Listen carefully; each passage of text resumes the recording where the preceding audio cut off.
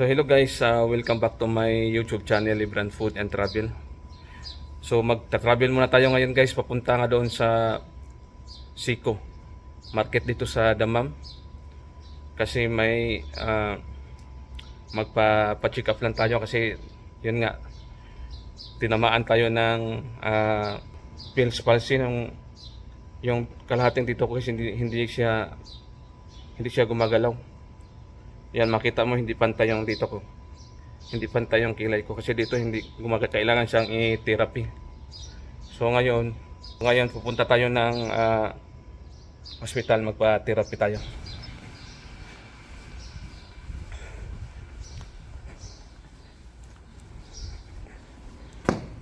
So ito yung service natin guys, magbabike lang tayo. So yan guys, nandito na tayo sa labas ng bahay. Dito ako ngayon sa Madinat Al Umal, dito sa Damam. Ang oras ngayon ay 5:30 ng hapon. Yan, ito yung Bin Khaldun Park. So ganito kasi yun ang nangyari. Noong May 15, naramdaman ko na yung sobrang sakit ng ulo ko. Napakasakit talaga ng ulo ko pagkatapos ng trabaho. So yun, pasensyahan nyo na guys, hindi ako medyo makapagsalita ng maayos kasi yun nga, medyo tabingi pa yung ano natin, tabingi pa yung bibig natin, mahirapan pa akong magsalita.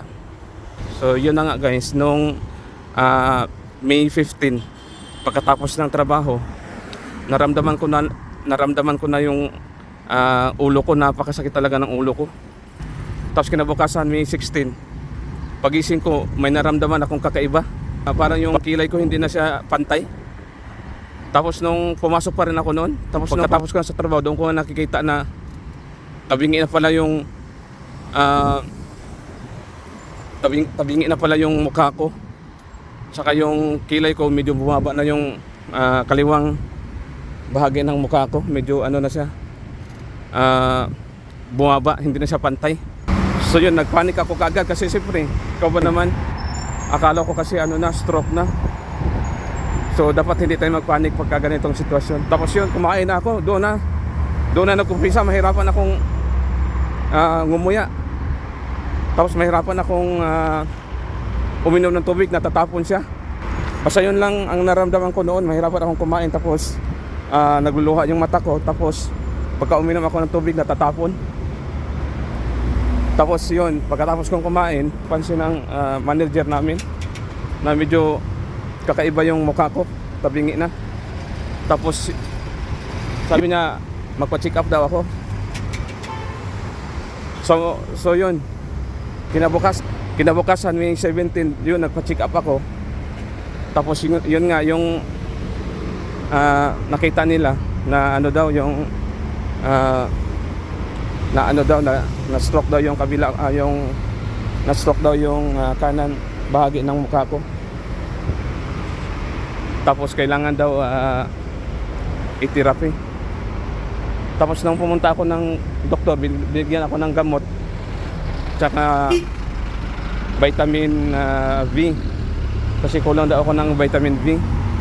Tapos tinatanong ko sila kung bakit ako nagkaganito. Tinatanong ko yung doktor kung ano ang cause, bakit mayroong ganitong kaso. Ang sabi niya, ano daw, yung sa hangin, tapos tawag dito daw. Pero wala talaga siyang sinasabi na dahilan kasi ito daw ang sakit, walang pinipili, kahit bata daw tatamaan dito. Meron talagang mga tawag dito, mga ugat na hindi daw gumagana. So sabi naman ng doktor sa akin, huwag daw akong mag-alala kasi hindi naman daw tong sakit na to. Parang lang siya, parang mild. Parang mild lang na sakit. So kailangan daw dito therapy. So meron akong iniinom na gamot, 7 piraso sa isang araw. Tapos kinabukasan noon, 18, nagpa-therapy ako. Sabi ng doktor, kailangan daw araw-araw magpa-therapy. Tapos yung therapy nila 100 reals. Pero may discount naman ako kasi covered naman siya ng insurance. Tapos kinabukasan pumunta ulit ako, nagpa-therapy. So yun, sa yun na yung pinaka last kong therapy. Bali 2 beses pa lang kasi wala ngang oras sa umaga.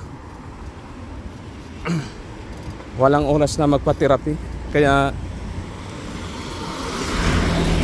2 beses pa lang ako ito, pangatlo na ngayon. Pero sabi ng doktor, dapat daw araw-araw magpa-therapy. So tsaka may tinuturo naman ang doktor kung paano mag face massage para mabilis maka-recover. So yun, ginawa ko nga yung face massage. Kaya ngayon mag 12 days na. 12 days na ngayon, medyo meron namang pagbabago ng konti. Kasi nung first week, ang hirap kumain, ang hirap ngumuya, ang hirap uminom. Tapos mag-toothbrush, ang mahirap. Kaya ngayon medyo na siya. So sana nga guys maka-recover ako kaagad.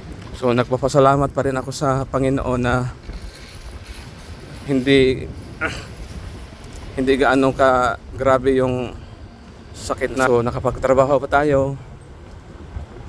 So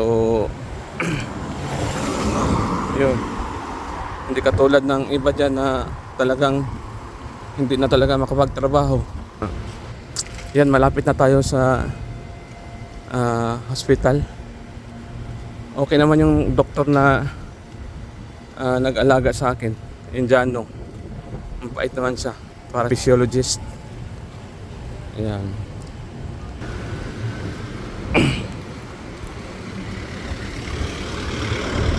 Ayan.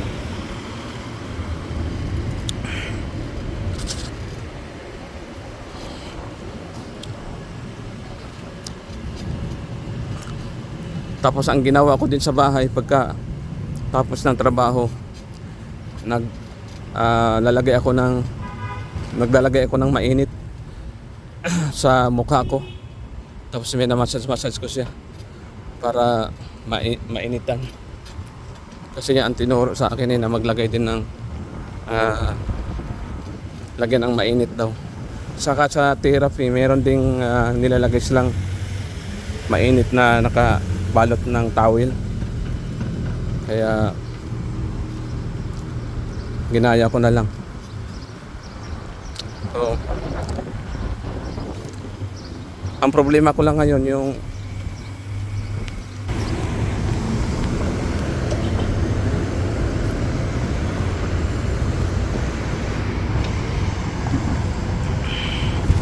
yan. Ay.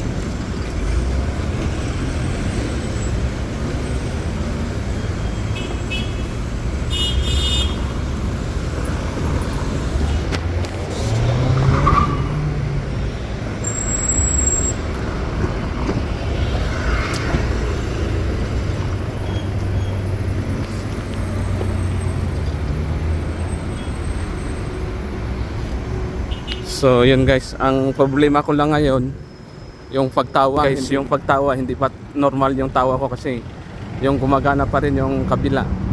Pero medyo na siya medyo may na siya, may konting pagbabago. Hindi katulad talaga na totally sa kabila, hindi talaga. Pero may makakatawa naman ako, pero hindi pa talaga normal. So natatakot nga ako dito kasi napanood ko sa mga video, may umabot sila ng 1 month, 2 months, 3 months, yung iba 1 year. Tapos meron pang yung bata pa siya hanggang lumaki, napabayaan na, hindi na kapag meron daw ganitong sakit, dapat talaga therapy ang pinaka the best. Huwag pabayaan. Pero salamat naman sa Panginoon na kahit 2 linggo pa lang medyo may pagbabago na. Tsaka hindi ko talaga kinalimutan yung pag-inom ko ng gamot.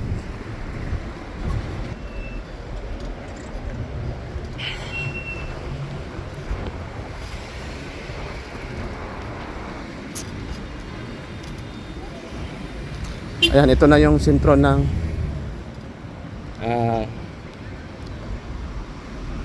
Dammam.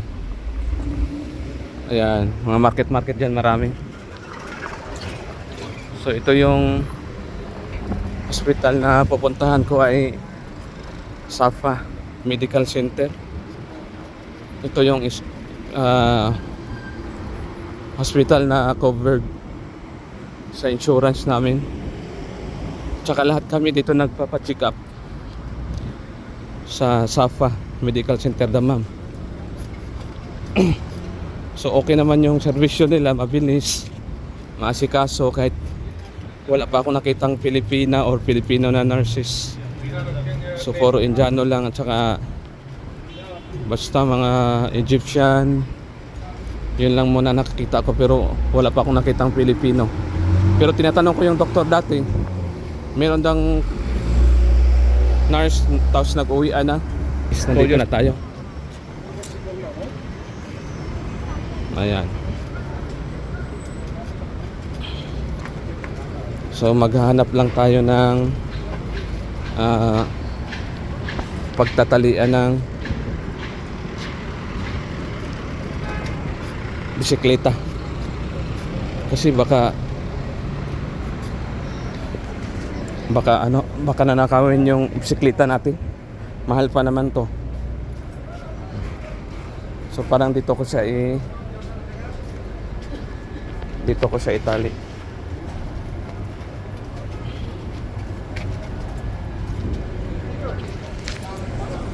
Ayan. Dito natin siya itali. Wala naman sigurong mag-ano dito. Magnakaw. Ayan guys, nakatali na ang ating bike. So ayan guys, aakit lang tayo sa taas.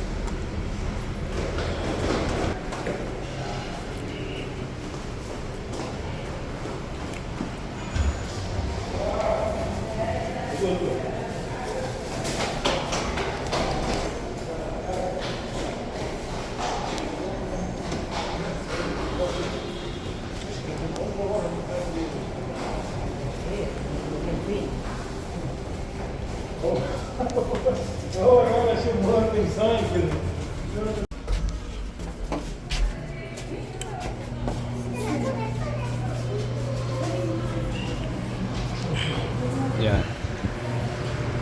Diretso ka agad tayo sa insurance. So yun guys, naano ko na yung insurance ko. Yung binayaran ko binayaran ko 20.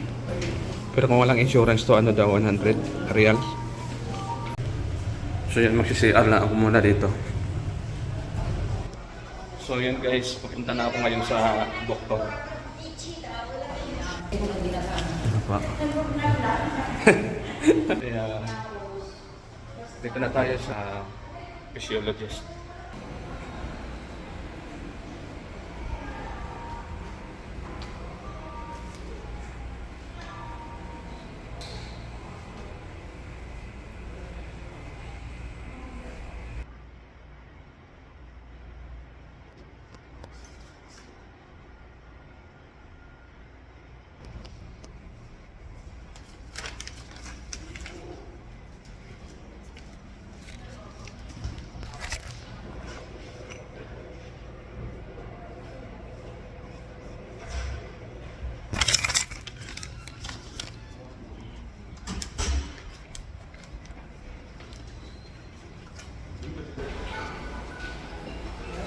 Guys, tapos na akong magpa-therapy. Ito yung pangatlong therapy ko ngayon.